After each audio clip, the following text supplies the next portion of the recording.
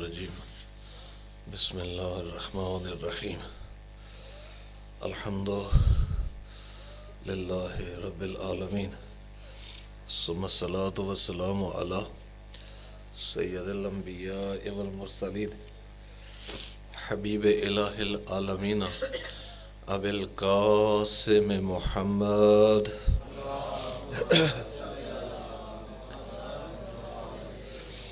اما بعد فقد قال رسول اللہ صلی اللہ علیہ وآلہ وسلم اعوذ باللہ من الشیطان الرجیم بسم اللہ الرحمن الرحیم الفاطمۃ بضعۃ منی صلوات پڑھ لے محمد اہل بیت دعا گو ہے پاک پروردگار اس مجلس اعزاز کو اپنی بارگاہ میں قبول و منظور فرمائے۔ مالک اعلیٰ کل شیء قدیر، دنیا جہان میں جہاں جہاں مومنین مسلمین ظالم کے ظلم کا شکار ہیں، پروردگار سب کو ظالم کے ظلم سے نجات عطا فرمائے۔ کربلا والوں کی بیماری کے صدقے جتنے مومنین و مومنات بچے مریض ہیں، سب کو مالک اعلیٰ کل شیء قدیر شفاء کلی عطا فرمائے۔ مالک اعلیٰ کل شیء قدیر جو بے روزگار ہیں، پاک پروردگار ان کو باروزگار فرما۔ جو باروزگار ہیں ان کے رزق میں وسعت عطا فرما۔ جو پریشان حال ہیں، مالک اعلیٰ کل شیء قدیر اہل بیت کی پریشانیوں کے صدقے اور بنت رسول کی تکلیفات کے صدقے پاک پروردگار سب کو پریشانیوں سے محفوظ فرما۔ پاک مولا لشکر اسلام کو تقویت عطا فرما، قبلہ اول کو آزاد فرما، امام برحق امام زمن علیہ السلام کے ظہور میں تعجیل فرما۔ کما حق ہم سب کو معرفت اہل بیت معرفت توحید نصیب فرما۔ ہر آن تیرا شکر ادا کرنے کی توفیق عطا فرما۔ کریم اللہ واسطہ محمد و اہل بیت محمد کا اس ذکر کو، یہ جو خمسہ منایا جاتا ہے، تاکہ قیام قیامت قائم و دائم فرما۔ اس گاؤں کے مومنین پر رحمتوں برکتوں کا نزول فرما۔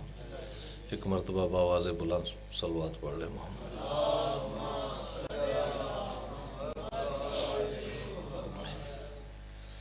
میں نے آپ کے سامنے حدیث رسول پڑھنے کا شرف حاصل کیا ہے۔ دیکھیں،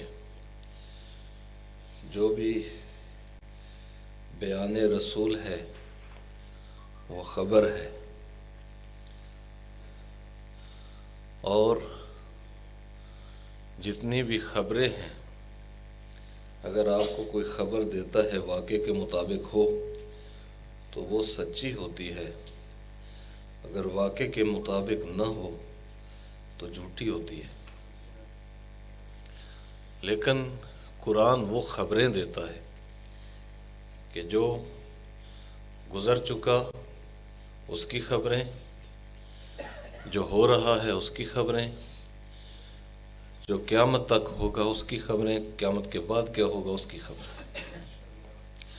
اور قرآن کی ہر خبر سچی ہے، لا ریب فیہ، اس میں کوئی شک نہیں ہے۔ ایسے ہی ہے نا جی، قرآن کی جتنی بھی خبریں ہیں، جتنے بھی قصے ہیں، وہ سب سچے ہیں، لا ریب فیہ، اس میں کسی قسم کا کوئی شک و شبہ نہیں ہے۔ جس طرح قرآن میں کسی قسم کا کوئی شک و شبہ نہیں ہے، تو قرآن وہ ہے جو زبان رسول سے جاری ہوا۔ ٹھیک ہے، زبان رسول سے جاری ہوا، یعنی وہ کتنی اعلیٰ، کتنی پاکیزہ، کتنی سچی زبان ہے کہ جس زبان سے یا تو قرآن نکلتا ہے یا حدیث نکلتی ہے، یا حدیث قدسی نکلتی ہے۔ اس کے علاوہ اور کوئی کلام ہی نہیں ہے، اس کے علاوہ اور کوئی کلام ہی نہیں ہے۔ ایک مرتبہ صلوات پڑھ لے محمد و اہل بیت محمد۔ اللہ آپ کو سلامت رکھے۔ نعرہ تکبیر، اللہ اکبر، نعرہ رسالت، یا رسول اللہ، نعرہ حیدری، یا علی، مہتنی سبا لکھ نعرہ حیدری، یا علی۔ قرآن جتنی خبریں دیتا ہے وہ سچی ہیں، اور جو بیان رسول ہے اس میں بھی کوئی شک نہیں، نہ بیان رسول میں شک کیا جا سکتا ہے، نہ خبر رسول میں شک کیا جا سکتا ہے، نہ دعائے رسول میں شک کیا جا سکتا ہے۔ جو رسول خبر دیں وہ سچی ہے، جو رسول دعا کریں وہ مستجاب ہے، ٹھیک ہے نا؟ اور جن الفاظ کی نسبت اللہ کے رسول خدا کی طرف دے دیں وہ قرآن جیسا پاکیزہ کلام ہے، ٹھیک ہے؟ اب یہ بھی تو ان کی زبان کی صداقت ہے نا، ہمیں تو نہیں پتہ کہ حدیث کیا ہے، ٹھیک ہے؟ حدیث کیا ہے اور قرآن کیا ہے، یہ بھی تو اسی زبان نے بتلایا نا کہ یہ حدیث ہے اور یہ قرآن ہے، ٹھیک ہے نا؟ تو میرے بھائیوں اور بزرگوں، جو کچھ قرآن میں ہمارے لیے قانون بنایا گیا، قانون بنایا اللہ کی ذات نے، ایسے ہی ہے نا؟ جب قانون اللہ کی ذات نے بنایا ہے تو اس کا مطلب یہ ہے کہ قانون بتلانے والا بھی کوئی اللہ ہی بنائے گا۔ ممکن نہیں ہے کہ قانون اللہ بنائے اور انسان بتلائے، یعنی خاطی انسان، عام انسان وہ قانون بتلائے۔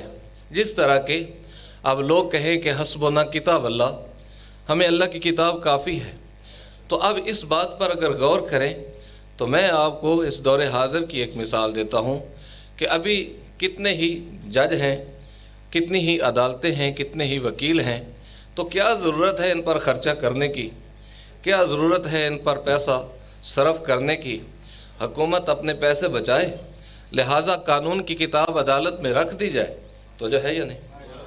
قانون کی کتاب عدالت میں رکھ دی جائے اور پھر جو کوئی مجرم ہو وہ قانون پڑھے اور اب اس کے مطابق عمل کر لے۔ لیکن کوئی آپ کہیں گے کہ یہ تو نہیں ہو سکتا، ممکن نہیں ہے، ٹھیک ہے نا؟ یہ ممکن نہیں ہے۔ اس کا مطلب یہ ہوا کہ اگر آج کل استادوں کے پیچھے بھی گورنمنٹ پڑی ہوئی ہے جی، ان کو بھی دھچکے لگ رہے ہیں، تو میرے بھائی اور بزرگوں، کیا ضرورت ہے استادوں پر اتنا خرچ کرنے کی؟ آپ سکولوں میں کتابیں رکھ دیں، کوئی ضرورت نہیں ہے کسی استاد کی، بچے جائیں خود بخود پڑھ لیں جا کے اور واپس آ جائیں۔ تو میرے بھائی اور بزرگوں، عقل یہ تسلیم نہیں کرتا، یہ عقل تسلیم نہیں کرتا۔ اس کا مطلب یہ ہے کہ کتاب کافی نہیں ہے، کتاب کا پڑھانے والا بھی ہونا چاہیے، کتاب کا سمجھانے والا بھی ہونا چاہیے، ایسے ہی ہے نا؟ جب کتاب کا سمجھانے والا بھی ہونا چاہیے۔ تو میرے بھائیوں، قانون بنایا اللہ نے، بتلانے والا بھی اللہ ہی بھیجے گا، ٹھیک ہے نا؟ اب کوئی انسان اللہ کے بنائے ہوئوں کے علاوہ کسی اور سے یہ قانون پوچھے گا تو یہ جب قانون پوچھے گا تو وہ بھٹک جائے گا، اس واسطے کہ اس کو اس قانون کی معرفت ہی نہیں، اس کو پتہ ہی نہیں ہے کہ قانون کیا کہتا ہے۔ توجہ ہے یا نہیں؟ اگر آپ کی توجہ رہے میرے بھائی اور بزرگوں، لہذا کتاب کافی نہیں ہے، اس واسطے اللہ کے رسول نے ارشاد فرمایا کہ میں تمہیں گمراہی سے بچانے کے لیے دو چیزیں چھوڑ کے جاتا ہوں، ایک قرآن کو چھوڑ کے جا رہا ہوں، دوسری اپنی عطرت اہل بیت چھوڑ کے جا رہا ہوں، ٹھیک ہے جی؟ کبھی وسیلتین کہا، کبھی خلیفتین کہا، ایسے ہی ہے نا جی؟ یعنی میں دو چیزیں چھوڑ کے جا رہا ہوں، دو وسیلے چھوڑ کے جا رہا ہوں، دو خلیفے چھوڑ کے جا رہا ہوں، دو وارثین چھوڑ کے جا رہا ہوں، ٹھیک ہے؟ پھر کسی نے پوچھا کہ اللہ کے رسول اس کی وضاحت فرمائیں، تو اللہ کے رسول نے ارشاد فرمایا کہ ایک قرآن، دوسری میری اہل بیت۔ اچھا، قرآن اور اہل بیت یہ دونوں ایسی ہستیاں ہیں کہ ان کے ساتھ تمسک رکھنے سے انسان گمراہی سے بچ جاتا ہے، گمراہی سے بچے گا تو نجات پا جائے گا، ایسے ہی ہے نا جی؟ گمراہی سے بچے گا نجات پا جائے گا، لہٰذا دونوں کے ساتھ تمسک رکھنا ہے۔ یہ کیا ہے؟ یہ خبر رسول ہے، ٹھیک ہے؟ خبر رسول ہے، یہ رسول کس میں چھوڑ کے جا رہے؟ تین ہی تو ہے نا، یا اصحاب رسول ہیں، یا ازواج رسول ہیں، یا پھر اہل بیت ہیں۔ ایسے ہی ہے نا جی، کوئی تیسری چوتھی چیز تو نہیں ہے۔ یا ازواج رسول، یا اصحاب رسول، یا اہل بیت رسول۔ چھوڑ کے کن کو جا رہے ہیں؟ اہل بیت اور قرآن کو۔ کن کے درمیان چھوڑ کے جا رہے ہیں؟ اصحاب اور ازواج کے درمیان۔ اس کا مطلب یہ ہے کہ یہ جملہ ہی بتا رہا ہے کہ اصحاب بھی بھٹک سکتے ہیں، ازواج بھی بھٹک سکتی ہیں۔ ٹھیک ہے، یعنی اصحاب رسول بھی بھٹک سکتے ہیں، ازواج رسول بھی بھٹک سکتے ہیں۔ اسی لیے تو اللہ کے رسول نے ارشاد فرمایا کہ میں تم میں چھوڑ کے جا رہا ہوں۔ ٹھیک ہے، تم میں چھوڑ کے جا رہا ہوں، تم میں چھوڑ کے جا رہا ہوں۔ کون چھوڑ کے جا رہا ہوں؟ قرآن چھوڑ کے جا رہا ہوں، اہل بیت چھوڑ کے جا رہا ہوں۔ لہذا ان کے ساتھ تمسک رکھنا۔ اس کا مطلب یہ ہوا کہ اگر گمراہی سے بچنا ہے، اگر گمراہی سے بچنا ہے، ان دونوں کے ساتھ تمسک رکھنا ضروری ہے، چاہے وہ اصحاب ہوں، چاہے وہ ازواج ہوں، چاہے وہ تا قیام قیامت آنے والے افراد ہوں۔ ٹھیک ہے نا، تا قیام قیامت آنے والے افراد ہوں، ان کے ساتھ تمسک رکھنا ضروری ہے۔ اگر ان سے پیچھے ہٹ جائے گا اور ایک لمحے کے لیے بھی کہے گا نا حسبنا کتاب اللہ، تو ہلاک ہو جائے گا، ہلاک ہو جائے گا۔ کیوں ہلاک ہوگا؟ ہلاک ہونا لازم ہے اس کے لیے، اس واسطے کہ جو قرآن ہے وہ الفاظ ہیں، وہ خاموش کتاب ہے۔ قرآن خاموش ہے، قرآن آپ سے گفتگو نہیں کرتا، قرآن آپ سے کلام نہیں کرتا، قرآن خاموش ہے۔ لہٰذا اس قرآن کو سمجھنے کے لیے بولتے ہوئے قرآن کی ضرورت ہے۔ تو جو ہے اس قرآن کو سمجھنے کے لیے ناطق قرآن کی ضرورت ہے۔ اور ناطق قرآن کون ہے؟ اس کے لیے اللہ کے رسول نے واضح خبر ارشاد فرما دی کہ دیکھو القرآن مع علی و علی مع القرآن، قرآن علی کے ساتھ ہے، علی قرآن کے ساتھ ہے۔ میرے بھائیوں، یہاں پر رسول خاموش نہیں ہوئے، بلکہ پھر اور آگے بڑھے تو اللہ کے رسول نے اور خبر دی۔ کیا خبر دی؟ الحق مع علی و علی مع الحق، حق علی کے ساتھ ہے، علی حق کے ساتھ ہے۔ لہذا رسول خبریں دے رہے ہیں، اور کن کو خبریں دے رہے ہیں؟ ان کو دے رہے ہیں جو رسول کے سامنے ہیں۔ تو جو ہے یا نہیں، یعنی اصحاب رسول، ازواج رسول۔ اس کا مطلب یہ ہوا کہ ایک وہ ہے جو محتاج ہدایت ہے، ایک وہ ہے جن کی ہدایت محتاج ہے۔ تو جو ہے یا نہیں، ان میں ایک وہ ہستیاں ہیں جو محتاج ہدایت ہے، ایک وہ ہیں جو ہدایت کے محتاج ہے۔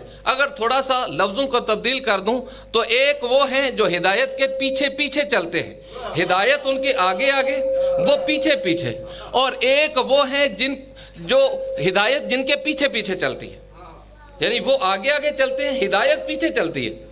اگر میرے لفظوں کو سمجھ سکے آپ تو جو ہے یا نہیں، ایک وہ ہے کہ جن کے پیچھے پیچھے ہدایت چلتی ہے، آگے آگے وہ چلتے ہیں۔ وہ کون ہیں؟ وہ معصوم ہیں، آگے آگے وہ جا رہے ہیں، پیچھے پیچھے ہدایت ہے ان کے۔ ایک وہ ہے کہ جو مسلم محتاج ہدایت ہیں، یعنی وہ ہدایت آگے ہے، وہ پیچھے پیچھے جا رہے ہیں۔ تو جو ہے یا نہیں، عزیزان محترم، گزارش صرف اتنی ہے کہ اگر ہدایت لینی ہے، اگر ہدایت لینی ہے تو پھر ان دونوں کے ساتھ تمسک رکھنا ضروری ہے۔ لہذا جو نجات دلانے والے ہیں وہ اور ہیں، جو محتاج نجات ہیں وہ اور ہیں، جو جنت دینے والے ہیں وہ اور ہیں، جو جنت جانے والے ہیں وہ اور ہیں۔ وجہ ہے یا نہیں، اس لیے اللہ کے رسول نے واضح ارشاد فرما دیا الحسن والحسین سید شباب اہل الجنہ، کہ دیکھو حسن اور حسین جوانان جنت کے سردار ہیں۔ تو وجہ ہے یا نہیں، اس واسطے کہ کچھ محتاج ہدایت ہے، کچھ کی ہدایت محتاج ہے۔ ٹھیک ہے نا، ہدایت محتاج۔ اس واسطے میرے بھائی اور بزرگوں، خبریں مسلسل اللہ کے رسول دے رہے ہیں، خبروں میں کوئی شک نہیں ہے، نہ خبروں میں شک ہے۔ جب خبروں میں شک نہیں ہے اس کا مطلب یہ ہے کہ زبان رسول میں شک نہیں ہو سکتا ہے جی، زبان رسول میں شک نہیں ہو سکتا۔ اگر کوئی زبان رسول پر شک کرے وہ مسلمان رہ جاتا ہے جی۔ زبان رسالت پر اگر کوئی شک کرے تو وہ مسلمان نہیں رہ جاتا۔ لہٰذا مسلمان ہونے کے لیے سب سے پہلے ضروری یہ ہے کہ رسول کو ایسے مانو جیسے خدا چاہتا ہے۔ نجات کو حاصل کرنے کے لیے اہل بیت کو ایسے مانو جیسے خدا چاہتا ہے۔ جس مقام پر خدا منوانا چاہتا ہے اس مقام پر مانو۔ اب کئی افراد ہیں وہ کہتے ہیں کہ ہم تو مانتے ہیں جی، علی کو بھی مانتے ہیں، اہل بیت کو بھی مانتے ہیں، کہتے ہیں یا نہیں کہتے؟ بھائی ہم مانتے ہیں، علی علیہ السلام کو بھی مانتے ہیں، اہل بیت کو بھی مانتے ہیں۔ اچھا سب مانتے ہیں، بالکل ٹھیک ہے، سب مانتے ہیں، لیکن میرے بھائیوں جو مقام اللہ نے اہل بیت کو عطا کیا، جو مقام اللہ نے عطا کیا اہل بیت کو، جو عظمت اللہ نے عطا کی اہل بیت کو، جو عصمت اللہ نے عطا کی اہل بیت کو، لہٰذا اس عظمت، مقام، فضیلت پر ماننا ضروری ہے۔ اگر اس سے ہٹ کے مانے گا نا تو وہ ماننا نہیں ہے، تو جو ہے یا نہیں، یعنی وہ ماننا نہیں۔ اب میں کہتا ہوں کہ ہم مثال کے طور پر ایک شخص کہتا ہے میں علی علیہ السلام کو مانتا ہوں لیکن ان کو امام نہیں مانتا، تو مانتا ہے وہ کہتا ہے کہ میں حسین علیہ السلام کو مانتا ہوں لیکن امام نہیں مانتا، وہ کہتا ہے کہ میں حسن علیہ السلام کو مانتا ہوں لیکن امام نہیں مانتا۔ اس کا مطلب کیا ہے؟ اس کا مطلب یہ ہے کہ اس نے مانے ہی نہیں، اس نے مانے ہی نہیں۔ لہٰذا یہ تو ویسے ہی ہو گیا کہ میں محمد مصطفیٰ کو مانتا ہوں لیکن رسول نہیں مانتا، تو جو ہے یا نہیں، یعنی محمد مصطفیٰ کو مانتا ہوں لیکن رسول نہیں مانتا۔ تو عزیزان محترم بات یہ ہے کہ نجات لینی ہے، کامیاب ہونا ہے، فلاح پانی ہے، تو دونوں کے ساتھ تمسک رکھیں۔ دونوں کے ساتھ تمسک کیا ہے؟ یعنی جو قرآن اور وارثان قرآن کہتے ہیں وہ کرو، ٹھیک ہے نا، اور جو قرآن اور وارثان قرآن جس سے منع کرتے ہیں اس سے منع ہو جاؤ۔ یہ سیدھی سی بات ہے، اس میں کسی قسم کا کوئی ابہام نہیں ہے۔ یعنی جو قرآن اور اہل بیت کہتے ہیں وہ کرو، جس چیز سے قرآن اور اہل بیت منع کرتے ہیں اس سے منع ہو جاؤ، رک جاؤ۔ یہی دین ہے، یہی نجات ہے، یہی کامیابی ہے۔ اب میرے بعض نوجوان، میں گزارش کروں، یہ خمسہ آج آخری مجلس ہے، آج آخری مجلس ہے اس خمسے کی۔ میں نے دیکھا کہ اس سے پہلے بہت تعداد کم ہوتی تھی،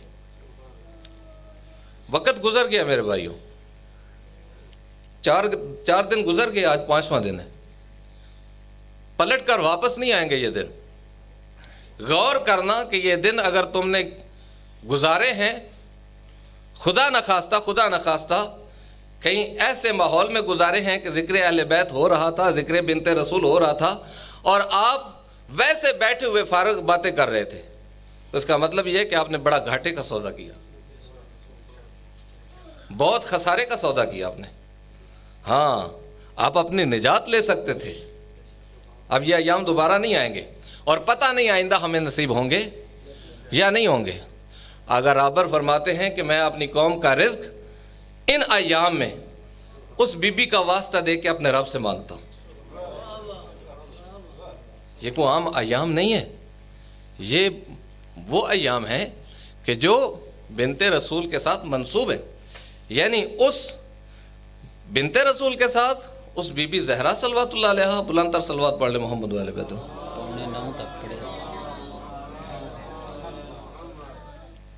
بارہ دیگر صلوات پڑھ لے محمد والے بیت۔ یہ کچھ نہیں کہہ رہا، نہیں آپ کو نہیں بتا سکتا۔ مسئلہ یہ ہے کہ آپ ماشاءاللہ سے بیٹھے ہوئے ہیں اور سن رہے ہیں، ایسے ہی ہے نا، سنتے جائیں، یہ 4 دن کی آج کسر نکل جائے گی نا، ماشاءاللہ۔ صلوات پڑھ لے محمد والے بیت،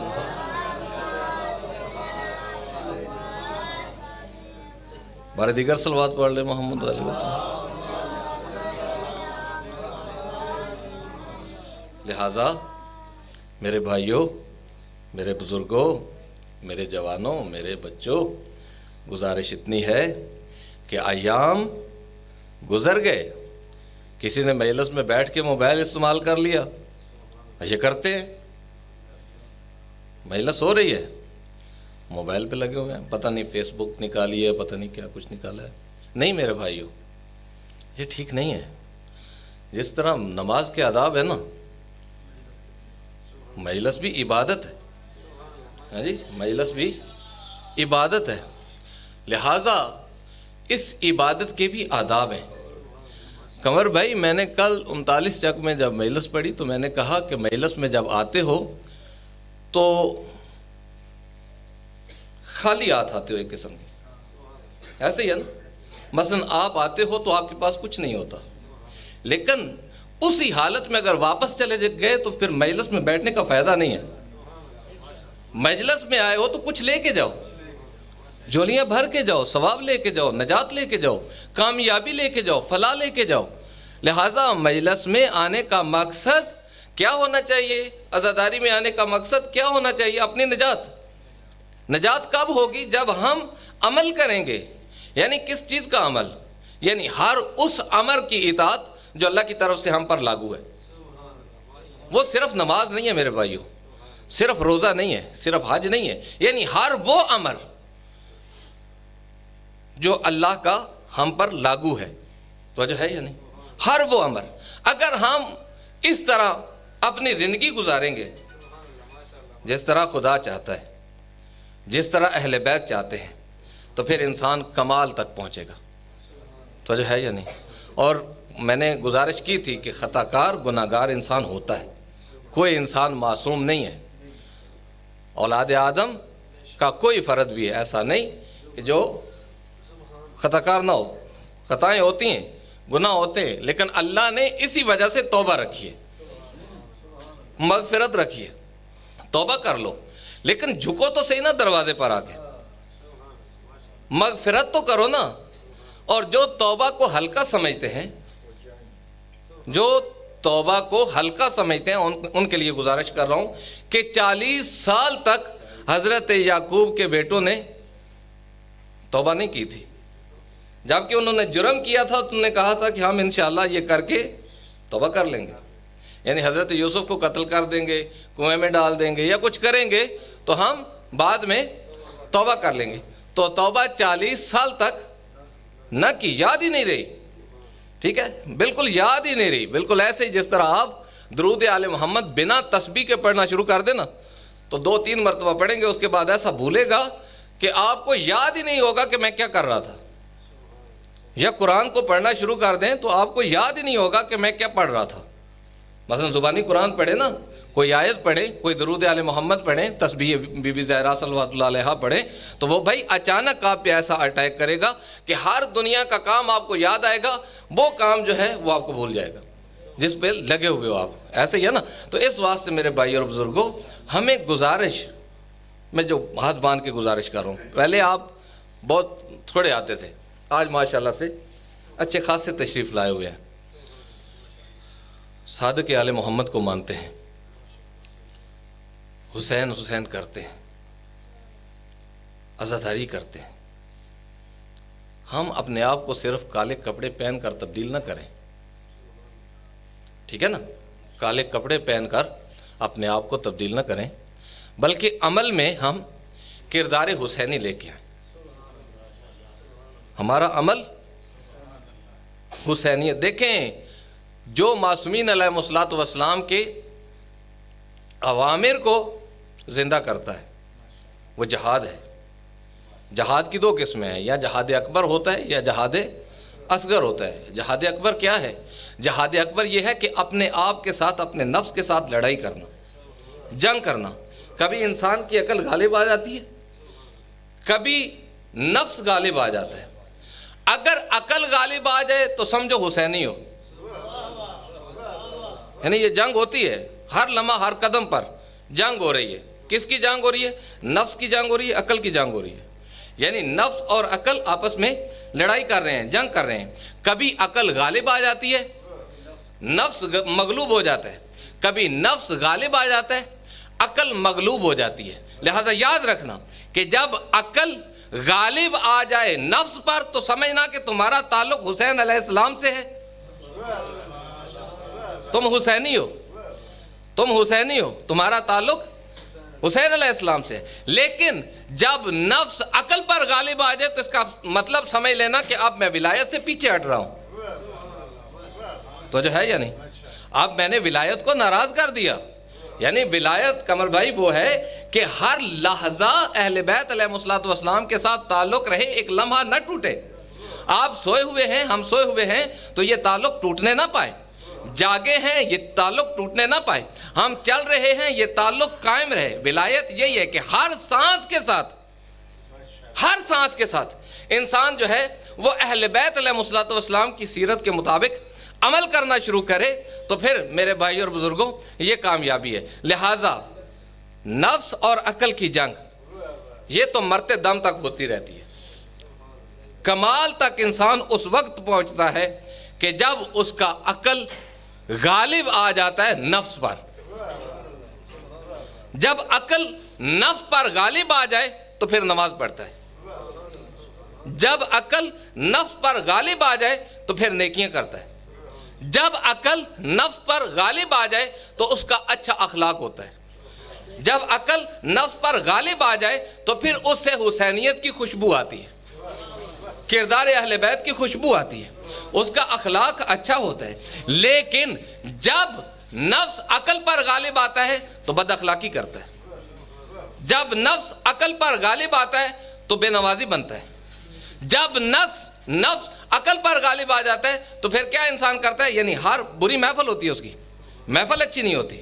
آپ دیکھیں کہ مثال کے طور پر آج کل کے دور میں ایک دیدہ دنستہ جو واضح طور پر ایک ایسا گناہ, مثلا بال بڑھا لینا, پونی لگا لینا, ہے نا, واضح معصوم کا قول ہے کہ عورت مرد کا لباس نہیں پہن سکتا, مرد عورت کی لباس نہیں پہن سکتا. ایسا ہی ہے نا, یعنی مرد عورت کا لباس نہیں پہن سکتا, عورت نہیں پہن سکتی.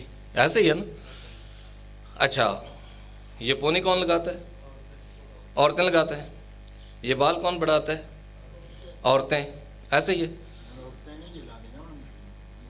جی, وہی تو کہہ رہا ہوں جی, یہ مولا کے ظہور کی نشانیوں میں سے ہے نا, یہی کہہ رہا ہوں.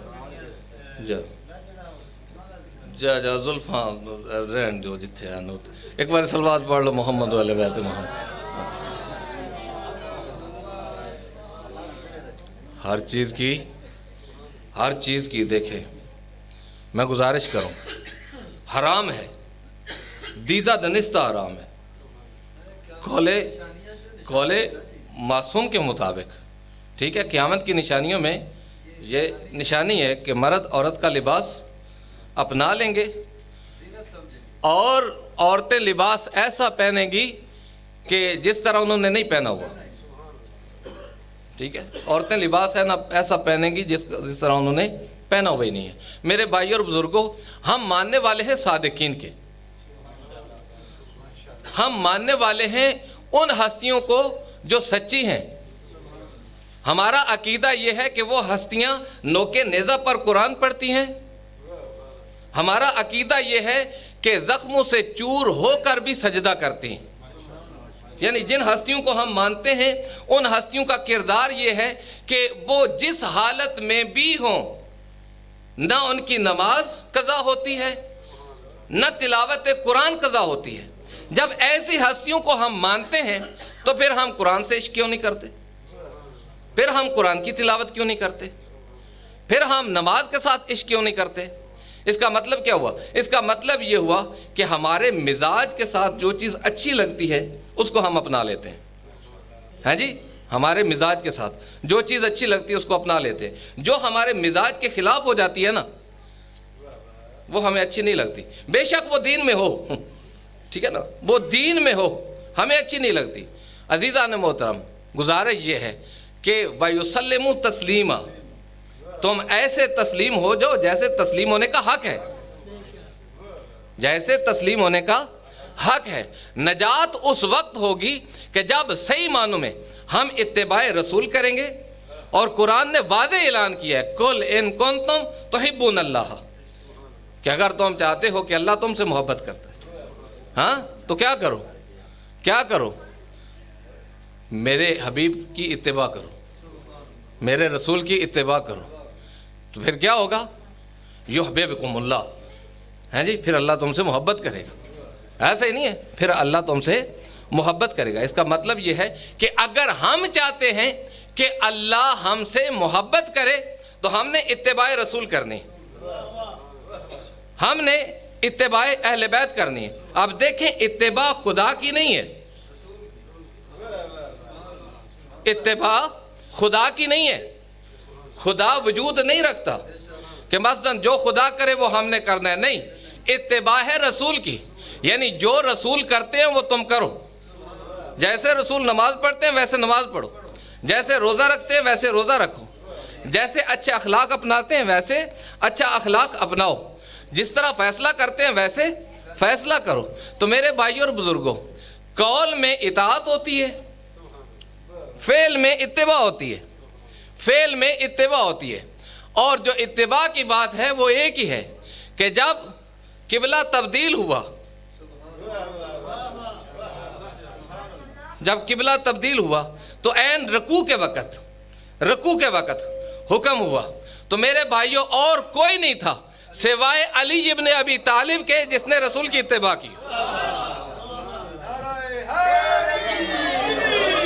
तो जो है या नहीं, कौल में इताअत होती है, फेल में इत्तिबा होती है। जो मेरा रसूल करे वो करो, जैसे करे वैसा करो, ठीक है ना। तो मेरे भाई और बुजुर्गों, हमने उन आइमा को माना है, उन आइमा को माना है। एक मरतबा हज़रत अली इब्न अबी तालिब जब मोरे नबूवत पे सवार होके बुतों को तोड़ रहे थे, बुतों को तोड़ रहे थे, तो अल्लाह के रसूल ने इरशाद फरमाया कि या अली, क्या खुश नसीबी है आपकी, क्या बुतों को तोड़ रहे हैं, क्या खुश नसीबी है आपकी, हैं जी। तो मेरे मौला ने इरशाद फरमाया, या रसूल अल्लाह, सिर्फ मेरी खुश नसीबी, सिर्फ मेरी खुश नसीबी? कहा नहीं, मेरी खुश नसीबी भी है कि मैंने हक का बोझ उठाया हुआ। देखें, दोनों बुलंद है। रसूल कह रहे हैं कि मैं भी खुश नसीब हूँ कि मैंने हक का बोझ उठाया हुआ है, और आप खुश नसीब हैं कि आप बुतों को तोड़ रहे हैं। तो लिहाजा अज़ीज़ान मोहतरम, गुजारिश ये है कि जो रसूल करें वो हमने करना है। इसको कहते हैं इत्तिबा, और फेल में होती है इत्तिबा, और कौल में होती है इताअत। तो रसूल जो कह देते हैं, अगर उसकी इताअत न की जाए तो दायरे इस्लाम से फारग, फिर इंसान दायरे इस्लाम में नहीं रहता। यानी जो रसूल कहते हैं वो न करे तो फिर दायरे इस्लाम में नहीं रहता। और अगर रसूल कहते हैं जो इंसान फ़ौरन करता है, तो मेरे भाइयों फिर वो कमाल तक पहुंचता है, फिर वो कमाल तक पहुंचता है। और देखें, कमाल तक जो हस्तियां पहुंची हैं, जिनमें जनाब सलमान है, तो जो है या नहीं, यानी जनाब सुलेमान को जो कितना बड़ा टाइटल मिला उनको कि अस्सुलेमान मिन्ना अहलल बैत, यानी सुलेमान आम शख्सियत नहीं, हम अहले बैत से। वो काम क्या करते थे? अबू ज़र क्या काम करते थे? हैं जी, अबू ज़र क्या करते थे? अबू ज़र सबसे बड़ा हक और सच क्या बोलते थे कि जिनको मतलब यह है कि ज़मीन ने ऐसा फ़र्द उठाया नहीं, आसमान ने उस पर साया नहीं किया, इतना सच्चा है अबू ज़र। एक मरतबा अली इब्न अबी तालिब के साथ जा रहे थे, जनाब अबू ज़र जा रहे थे मौला अली अलैहिस्सलाम के साथ, तो चींटियों की वादी आ गई। हाँ जी, चींटियों की वादी आ गई। चींटियों की वादी आई तो जनाब अबू ज़र नामे दर्जे पे फायज है, तो कहते हैं कि मौला कितनी पाक ज़ात है कि जो इनकी तादाद जानती है। तो जो है या नहीं, कितनी है वो पाक ज़ात जो इनकी तादाद को जानता है। तो मेरे मौला ने कहा कि अबू ज़र ऐसे ना कहो, है जी, ऐसे ना कहो। मौला कैसे कहूँ? आप ऐसे कहो कि वो कितनी अजीम ज़ात है, वो कितनी करीम ज़ात है जिसने इसको खल्क़ किया। तो जो है या नहीं, तादाद तो इनकी मैं जानता हूँ, तो जो है या नहीं। और सिर्फ तादाद नहीं जानता, اگر تم کہو تو میں تم کو ان میں سے نر کو الگ کر دوں، مادہ کو الگ کر دوں، تو جو ہے یا نہیں؟ تو عزیزان محترم، یہ ہے 9ویں درجے پر کون سی شخصیت؟ جناب ابو ذر۔ یعنی ہم ان ائمہ کو مانتے ہیں اور ان کے وہ اصحاب کہ جن کے کردار کی بلندی نے ان کو کس حد تک کمال تک پہنچایا کہ مثلا سلیمان کمال تک پہنچے تو وہ مقام عظمت میں آ گئے منا اہل البیت، ٹھیک ہے نا؟ الحسین منی، الحسن منی، ہاں جی، الحسن منی، یہ منی کیا ہے؟ یعنی مجھ سے۔ اور اگر میں یہ جملہ کہوں میرے بھائیوں، جو رسول نے ارشاد فرمایا تھا کہ یا علی لحموں کا لحمی، دموں کا دمی، یا علی تیرا خون، میں محمد کا خون ہے، یعنی تیرا خون، یہ نہیں کہا کہ میرا خون تیرا خون ہے، نہیں، یہ کہا یا علی تیرا خون میرا خون ہے، تو جو ہے یعنی تیرا گوشت میں محمد کا گوشت ہے۔ یعنی اب سمجھیے نا اس جملے کو کہ یا علی تیرا خون میرا خون ہے۔ علی کے خون کو اللہ کے رسول اپنا خون کہہ رہے ہیں، علی کے گوشت کو اللہ کے رسول اپنا گوشت کہہ رہے ہیں۔ اس کا مطلب کیا ہے؟ اس کا مطلب یہ ہے کہ دیکھیے عزیزان محترم، حضرت علی ابن ابی طالب کو اللہ کے رسول نے جب کہا کہ تیرا خون میرا خون ہے، تو علی کی رگوں میں کس کا خون ہے؟ علی کی رگوں میں کس کا خون ہے کہ جس کے خون کو اللہ کا رسول کہہ رہا ہے کہ تیرا خون میرا خون ہے؟ بھائی علی کی رگوں میں تو جناب عمران کا خون ہے، تو کتنی عظیم شخصیت، کتنی عظیم شخصیت کہ جن کے متعلق اللہ کے رسول کہہ رہے ہیں کہ یا علی تیرا خون میرا خون ہے، تو علی کی رگوں میں جناب عمران کا خون، تو جو ہے یا نہیں؟ تو جس کے خون کو اللہ کا رسول اپنا خون کہے، ہے جی، وہ خود کتنی بلند ہستی ہوگی۔ اور وہ علی ابن ابی طالب کہ جو عالم انوار میں نے پچھلی مجلس میں گزارش کی تھی کہ شیعان علی وہ ہیں جن پر انبیاء فخر کرتے، نبی فخر کرتے، نبیوں نے تمنا کی ہے کہ ہم بھی علی کے پیروکار بن جائیں۔ توجہ رکھیے گا، جناب ابراہیم نے جو انوار دیکھے تھے، انوار دیکھے، سب سے پہلے ایک نور کو دیکھا، سوال کیا کہ پروردگار یہ کس کا نور ہے؟ کس نے سوال کیا؟ حضرت ابراہیم نے، نبی نے، خلیل اللہ نے، ٹھیک ہے، یعنی حضرت ابراہیم نے سوال کیا یہ کس کا نور ہے؟ تو خدا کی ذات نے ارشاد فرمایا کہ یہ میرے محمد کا نور ہے۔ پھر کہا کہ یہ پہلو میں ساتھ کس کا نور ہے؟ کہا یہ بنت رسول کا نور ہے۔ پھر کہا کہ ساتھ اس کے ایک اور نور ہے، وہ کس کا نور ہے؟ کہا یہ علی ابن ابی طالب کا نور ہے، ہاں یہ علی ابن ابی طالب کا نور ہے۔ پھر کہا کہ یہ 9 نور جو ہیں یہ ان کے ارد گرد ہیں۔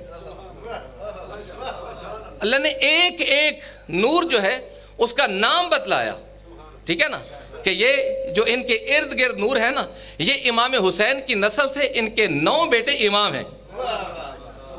تو جو ہے یعنی پہلا زین العابدین علیہ السلام یعنی امام حسین علیہ السلام سے، ٹھیک ہے جی، محمد باقر علیہ السلام، جعفر صادق علیہ السلام، موسیٰ کاظم علیہ السلام، یعنی 12 کے 12 نور جب گن لیے، 14 کے 14 نور کی معرفت کروا دی، تو اس کے بعد کچھ نور ہیں جو ارد گرد ہیں اور وہ ایسے چمک رہے ہیں جس طرح زمین پر دیکھنے والوں کو آسمان کے اوپر چمکتے ہوئے ستارے نظر آتے ہیں۔ یعنی زمین پر جب رہنے والے دیکھتے ہیں آسمان کی طرف تو ان کو ستارے نظر آتے ہیں، ایسے نور چمک رہے ہیں۔ تو حضرت نے کہا کہ یہ نور کون سے ہیں؟ یہ نور کون سے ہیں؟ تو اس وقت آواز آئی کہ یہ وہ نور ہیں جو ان کے پیروکار ہیں، جو شیعان علی ہیں، ٹھیک ہے نا، شیعان علی ہیں۔ اس وقت حضرت ابراہیم نے کیا کہا؟ وَإِنَّ مِن شِیَعَتِی، وجہ ہے یا نہیں؟ پروردگار پھر مجھے بھی انہی پیروکاروں میں شمار فرما، جس کے پاس امامت ہے، رسالت ہے، نبوت ہے، یعنی سارے اعزاز ہیں، لیکن اس کے باوجود پھر وہ تمنا کر رہے ہیں کہ مجھے بھی علی کا پیروکار بنا دے۔ صلوات پڑھ لے محمد والے بیت محمد۔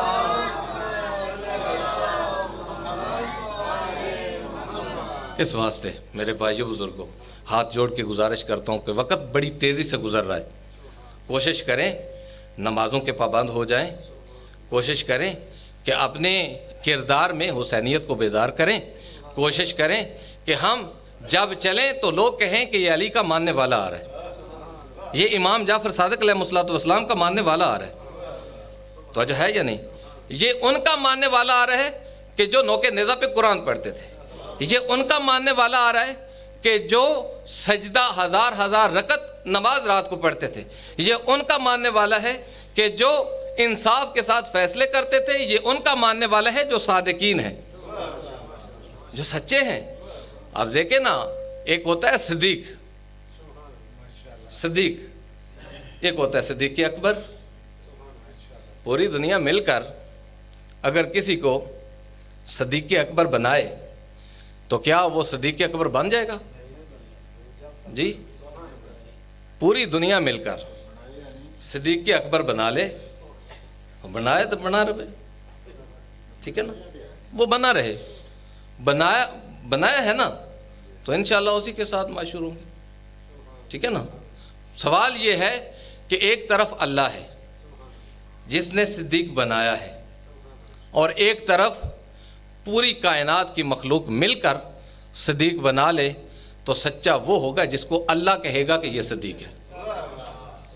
اور اللہ نے اپنے صادقین کی لسٹ میں ارشاد فرمایا ہے کہ میرا نبی ابراہیم سچا نبی تھا، میرا ابراہیم نبی سچا تھا، ٹھیک ہے، ٹھیک ہے، صلوات پڑھ لے محمد علیہ وسلم۔ سچا نبی ابراہیم، سچا نبی۔ کیوں سچا نبی کہا؟ اس واسطے کہ ان کی صداقت کی گواہی اللہ نے دی ہے، وہ اللہ کا نمائندہ ہے۔ ابراہیم انسانوں کا نمائندہ نہیں ہے، اللہ کا بھیجا ہوا نمائندہ ہے، رہنمائے حق ہے۔ اللہ نے اس کی صداقت کی گواہی دی ہے، وہ قرآن میں گواہی دی ہے۔ میں اور آپ سارے مل کے نہ مانے، حضرت ابراہیم جھوٹ بول لیتے تھے، ساری عوام مل کر اکٹھی ہو جائے کہے کہ نہیں کبھی کبھی جھوٹ بول لیتے تھے۔ کہا بھی ہے مسلمانوں نے، کہا نہیں ہے، مسلمانوں کی کتابوں میں موجود ہے کہ کبھی کبھی جھوٹ سے کام لے لیا کرتے تھے۔ ہاں نہیں، ہم اس نبی کو مانتے ہی نہیں جو جھوٹ بولتا، ٹھیک ہے، ہم اس نبی کو مانتے ہی نہیں جو جھوٹ بولتا ہو۔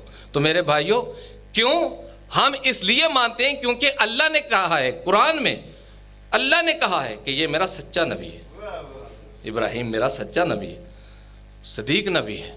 تو میرے بھائیوں، ایک صدیق ہے، ایک صدیق اکبر ہے، ہاں جی، ایک صدیقہ ہے، ایک صدیقہ کبریٰ ہے، ہاں جی، صدیق اکبر، صدیقہ کبریٰ۔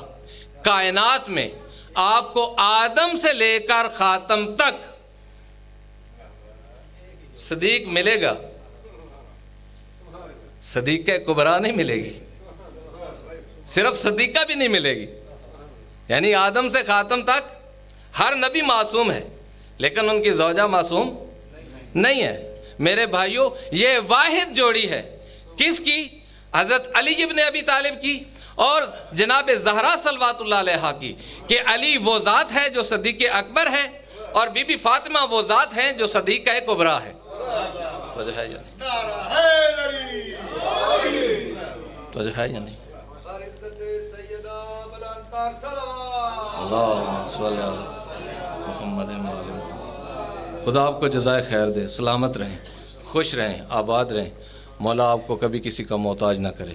میرے بھائیو بزرگوں، یہ مجلس اعزا، یہ جو سیرت کی ایک دو باتیں، کیونکہ ان ایام کے ساتھ جو منسوب ہے بی بی زہرا صلوات اللہ علیہا، کہ وہ بی بی جنہوں نے کبھی سوال ہی نہیں کیا حضرت علی بن ابی طالب سے، سوال ہی نہیں کیا، مانگے کچھ نہیں، کبھی نہیں مانگا کچھ۔ دیکھ لیں سیرت کیا ہے، جب علی کہتے کہ آپ مجھ سے کچھ مانگیں تو بی بی کہتی کہ نہیں مجھے شرم آتی ہے، میرے بابے نے وصیت کی تھی کہ کوئی ایسا سوال نہ کرنا کہ شوہر شرمندہ ہو جائے۔ یعنی سیرت کیا ہے، عظمت کیا ہے، عصمت کیا ہے، پاک دامنی کیا ہے، یعنی وہ عظمت، وہ بلندی کیا ہے کہ جس بلندی پر بی بی کی طاقت اتنی ہے کہ اگر کسی پتھر کی طرف اشارہ کر دے تو سونا بن جائے۔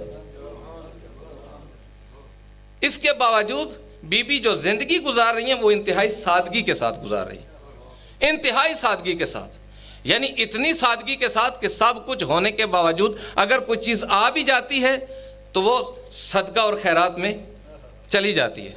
ایسے ہی ہے نا، صدقہ اور خیرات میں چلی جاتی ہے۔ یعنی یہ ان کے کردار کی بلندی ہے کہ سب کچھ ہونے کے باوجود۔ اب دیکھیں نا، حضرت علی ابن ابی طالب کون سی عورت ہے اس دور کی کہ شوہر خالی ہاتھ آئے اور وہ خوش ہو جائے؟ اس دور میں جو عورتیں ہیں، جو بیویاں ہیں، وہ اپنے شوہروں پر کب خوش ہوتی ہیں؟ جب آپ ان کے ہاتھوں پہ پیسے دیتے ہیں، جب آپ ان کو شاپنگ کرواتے ہیں، جب آپ ان کو لباس لے کے دیتے ہیں، جب آپ ان کی جو خواہشات ہیں ان کو پورا کرتے ہیں، پھر وہ خوش ہوتی ہیں۔ اگر آپ ان کی خواہشات کو پورا نہ کریں تو وہ ناراض ہو جاتی ہیں۔ ایسے ہی ہے نا، مثلاً آپ زوجہ کی بغیر اجازت کے اگر کسی فقیر کو بھی دے دیں نا تو وہ ایک مرتبہ پوچھے گی ضرور کہ مجھ سے کیوں نہیں پوچھا۔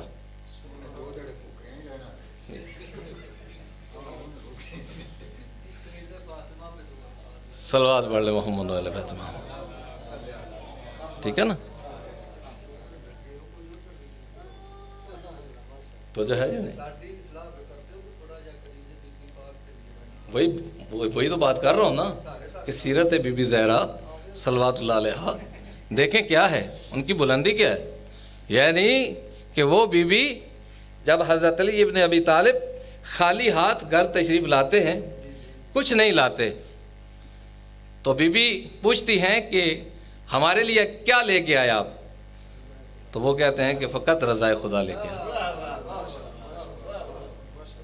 آپ جائیے گا، کل کہیے گا جا کے اللہ کے فضل سے رضائے خدا لے کے آئے ہیں جی، رضائے خدا لے کے آئے ہیں۔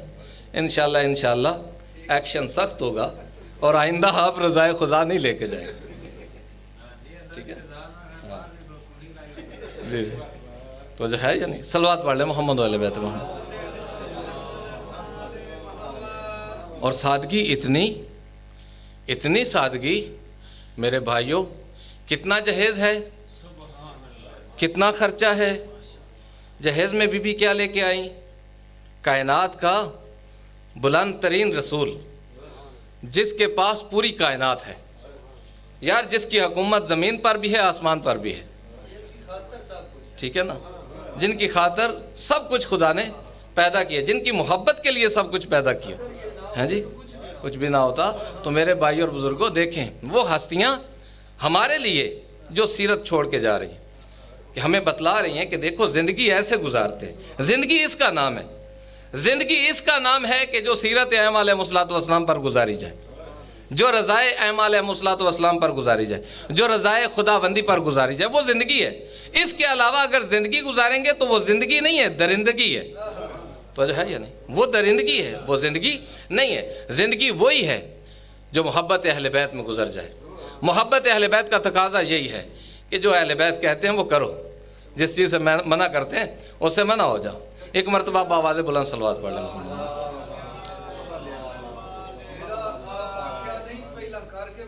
جی پہلے کر کے دکھایا ہے، وہی تو سیرت ہے۔ وہ جو بی بی جزو رسالت ہیں، وہ بی بی جو رسالت کا حصہ ہے۔ اور میں کئی بار کہہ چکا ہوں کہ بی بی جب آتی تھی تو اللہ کے رسول کھڑے کیوں ہو جاتے تھے؟ کیا بیٹی سمجھ کے کھڑے ہو جاتے تھے؟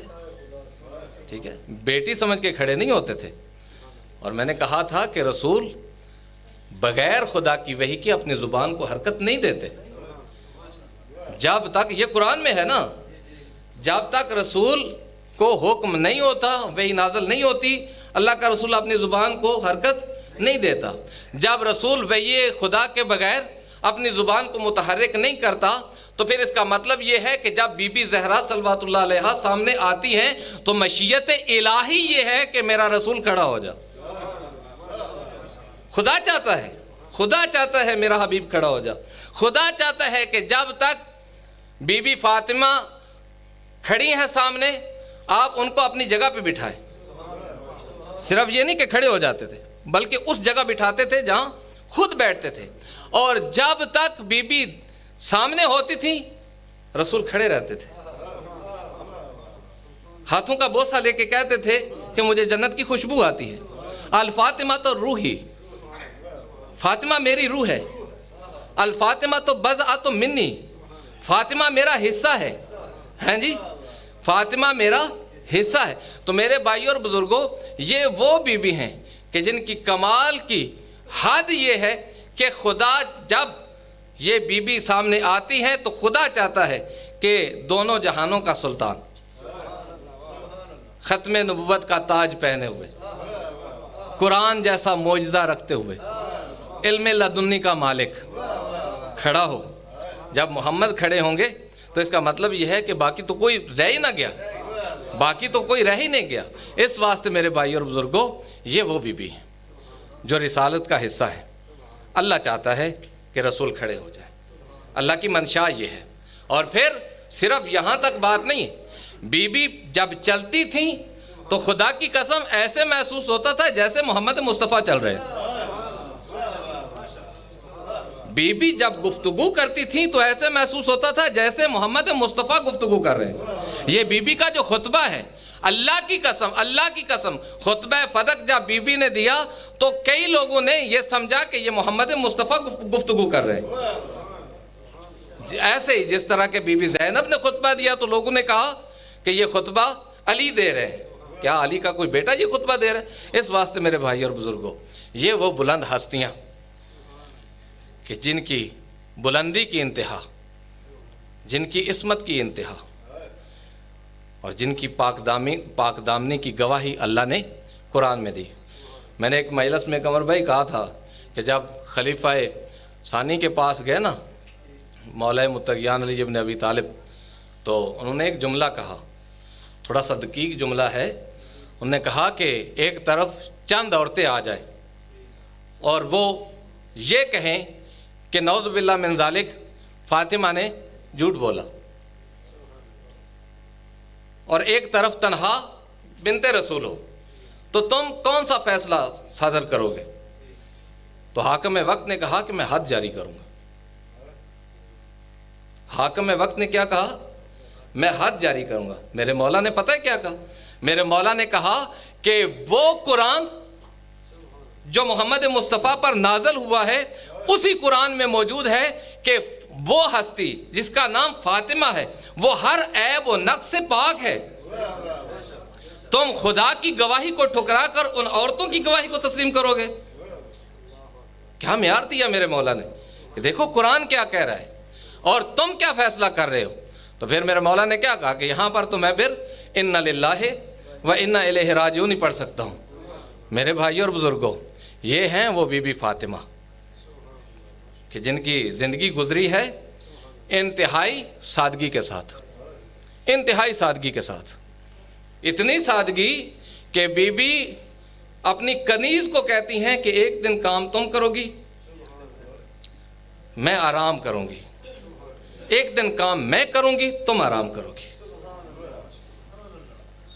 اور پھر اس کنیز کا مقام کیا ہے کہ بغیر قرآن کے گفتگو نہیں کرتی. یعنی وہ فضا جنہوں نے جو گزارا وقت، یعنی 20 سال تک گھر میں قرآن کی تلاوت ہی کرتی رہیں. ٹھیک ہے، یہ مقام کہاں سے ملا؟ یہ اس دروازے سے ملا کہ جس دروازے پر انسان اگر خلوص کے ساتھ جھک جائے تو اس کی ساری پریشانیاں دور ہو جاتی ہیں. ایک مرتبہ صلوات پڑھ لے محمد والے بیت محمد.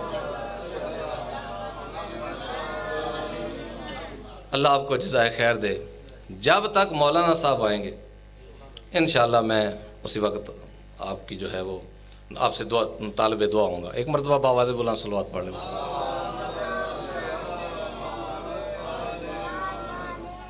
تو میرے بھائی اور بزرگوں، اگر اس جی جی جی صلوات پڑھ لیں محمد علیہ بیت اللہ۔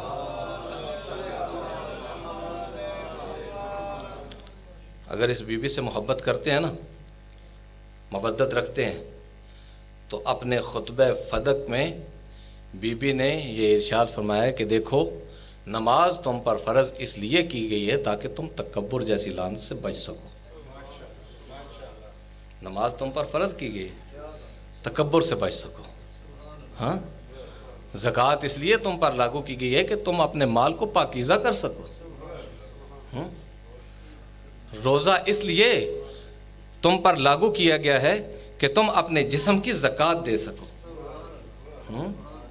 یعنی بی بی کا ایک ایک جملہ آپ دیکھیں، یہ وہ حصہ ہے جو بی بی نے توحید اور رسالت نہیں، جو اوامر ذکر کیے۔ بی بی نے کہا کہ اوامر وہ ہیں کہ جن میں بالکل کسی قسم کا کوئی لچک نہیں ہے، کسی قسم کی کوئی لچک نہیں ہے۔ جو اوامر ہیں وہ اوامر ہیں، اور جو نواہی ہیں وہ نواہی ہیں۔ لہٰذا جو اوامر ہیں ان پر عمل کرنا ہے، جو نواہی ہیں ان سے بچنا ہے۔ ہاں، ان سے بچنا ہے۔ بس میرے بھائیوں بزرگوں، گزارش صرف اتنی ہے کہ اگر سیرت اہل بیت کو اپنائیں گے، خدا کی قسم ہمارے پاس وقت بہت تھوڑا ہے، ہمارے پاس جب فرصت ہوتی ہے تو ہم کہتے ہیں کہ چلو کرکٹ کھیل لیتے ہیں، یہ نہیں کہتے۔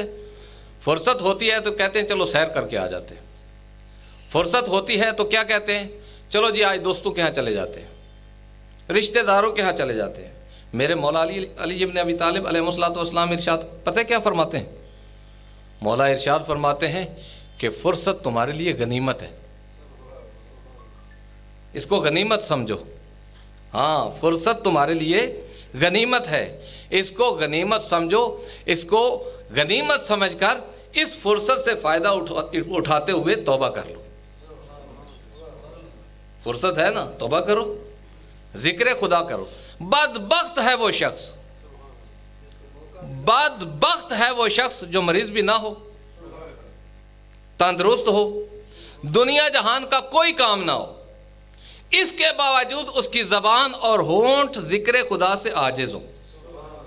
یار اس سے بڑی کوئی ہے کمزرفی کہ بندہ ہے بھی تندرست، دنیا جہان کا کام بھی کوئی نہیں ہے جی، فرصت بھی ہے، تندرست بھی ہے اور بیمار بھی نہیں ہے، اس کے باوجود خدا کیا ارشاد فرماتے ہیں، میرے مولا کیا ارشاد فرماتے ہیں کہ بدبخت ہے وہ شخص کہ جس کی زبان عاجز ہے، ہونٹ عاجز ہے ذکر خدا کرنے سے۔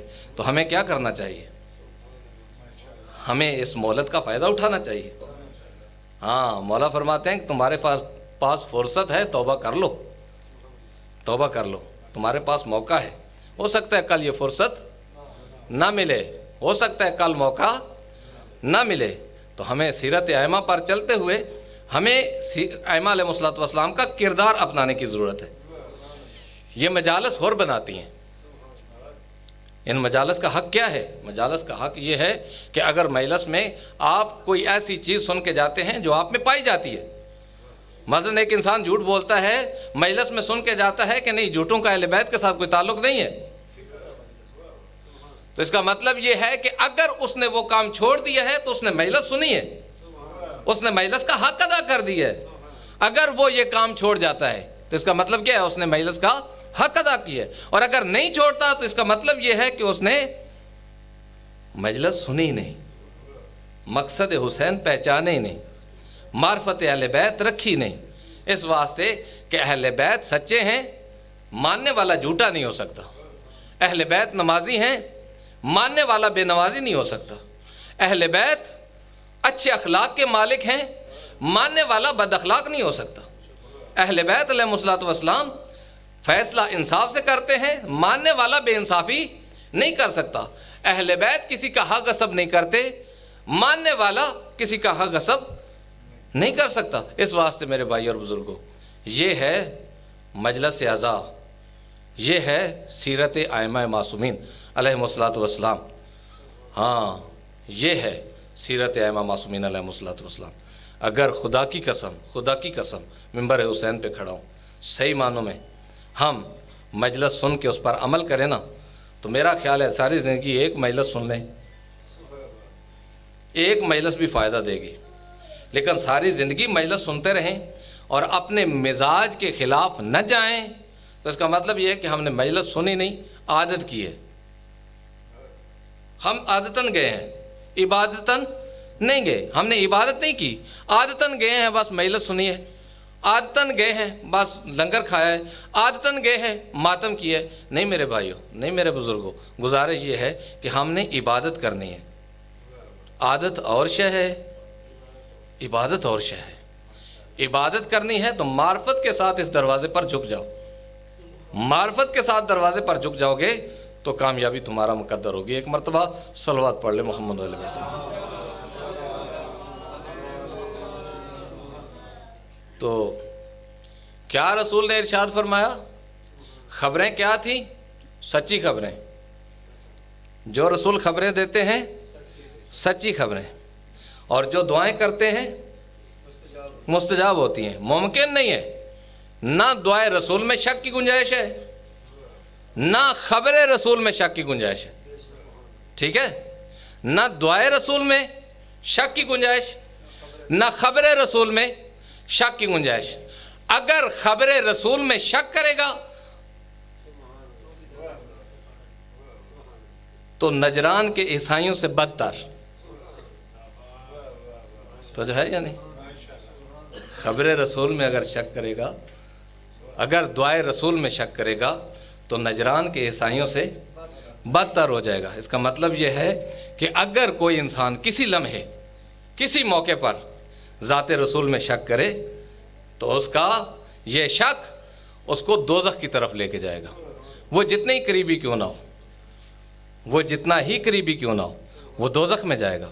میرے بھائیوں اور بزرگوں، گزارش یہ ہے کہ خبریں ہم تک آ پہنچی، دین ہمیں مل گیا، ہم نے اس دین پر کرنا ہے عمل، ہم نے اس دین کی معرفت حاصل کرنی ہے. کتنے ہی بندے ہیں کہ جن کو نماز نہیں آتی، کتنے ہی بندے ہیں جن کو جنازے کی تکبیر نہیں آتی، کتنے ہی بندے ہیں جن کو وضو کا طریقہ نہیں آتا، کتنے ہی افراد ہیں جن کو پتہ ہی نہیں ہے کہ یار ہم نے بھی اس دنیا سے جانا ہے اور ہم نے کچھ یاد کرنا ہے. تو سب سے پہلے بس قبلہ آگے، میں بالکل چھوڑنے لگا ہوں. اللہ آپ کو سلامت رکھے، قبلہ صاحب کی توفیقات میں اضافہ کرے. ایک ہی جملہ کہتا ہوں، مصیبت کا ایک ہی جملہ، کیونکہ ابھی بے افتخار نے بھی پڑھنا ہے اور مولانا صاحب بھی آپ کو مصائب سنائیں گے. مصیبت کا ایک ہی جملہ یہی کافی ہے کہ جو بی بی نے اپنے بابے کے جانے کے بعد کہا کہ میرے اوپر اتنی مصیبتیں آئیں، میرے اوپر اتنی مصیبتیں آئیں، اگر سفید دنوں پر آتی تو سیاہ راتوں میں بدل جاتی. ہاں، اگر سفید دنوں پر آتی تو وہ دن سیاہ راتوں میں تبدیل ہو جاتے. اللہ لعنت اللہ.